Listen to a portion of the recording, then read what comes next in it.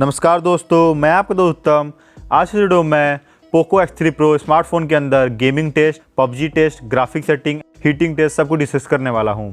तो फ्रेंड्स, अगर बात करें स्मार्टफोन की, तो ये स्मार्टफोन अपने प्राइस सेगमेंट के अंदर काफ़ी पावरफुल प्रोसेसर साथ आता है। इसका प्रोसेसर काफ़ी पावरफुल होने के साथ साथ इसके अंदर हम हैवी गेमिंग, मल्टीटास्किंग बहुत ही आसानी से कर सकते हैं। तो फ्रेंड्स, बिना किसी देर करते स्मार्टफोन के अंदर पबजी टेस्ट शुरू किया जाए। लेकिन उससे पहले अगर आप स्मार्टफोन के फुल डिटेल अनबॉक्सिंग वीडियो देखना चाहते हैं तो मेरे चैनल पर अपलोडेड है, आप आई वीडियो में जाके देख सकते हैं।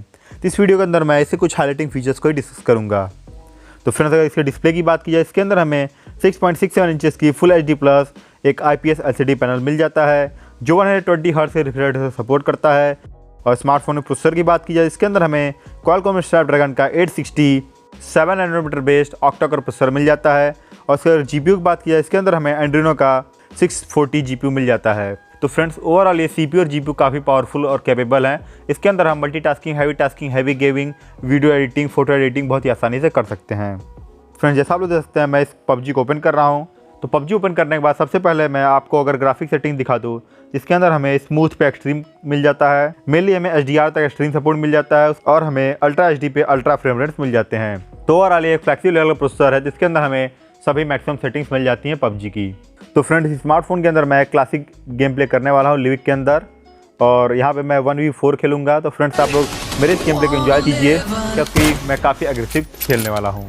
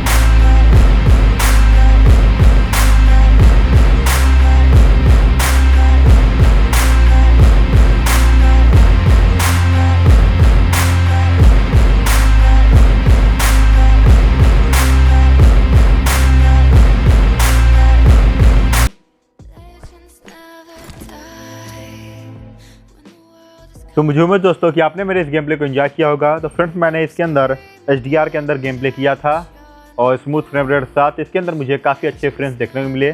ओवरऑल काफ़ी अच्छा परफॉर्मेंस देखने को मिला। इस स्मार्टफोन के अंदर कोई भी लैग स्टटर देखने को नहीं मिला और हमने काफ़ी अच्छा गेम प्ले किया, आपने इंजॉय भी किया होगा।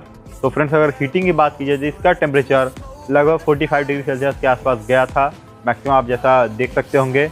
तो इसका टेम्परेचर उतना मैक्स नहीं गया, लेकिन इस समय थोड़ी गर्मी भी हो गई है, तो हो सकता है आगे वाले टाइम में ये थोड़ा सा और हीट हो जाए। ओवरऑल इस प्राइस सेगमेंट के अंदर एक गेमिंग के लिए काफ़ी अच्छा स्मार्टफोन है, नो डाउट। अगर आप गेमिंग के लिए स्मार्टफोन लेना चाहते हैं तो आप इसको जरूर पिक कर सकते हैं। तो मुझे उम्मीद दोस्तों कि आपको इस स्मार्टफोन के बारे में सभी डिटेल समझ में आ गए होंगे। अगर आपके कोई सवाल है नीचे कमेंट कीजिए। धन्यवाद।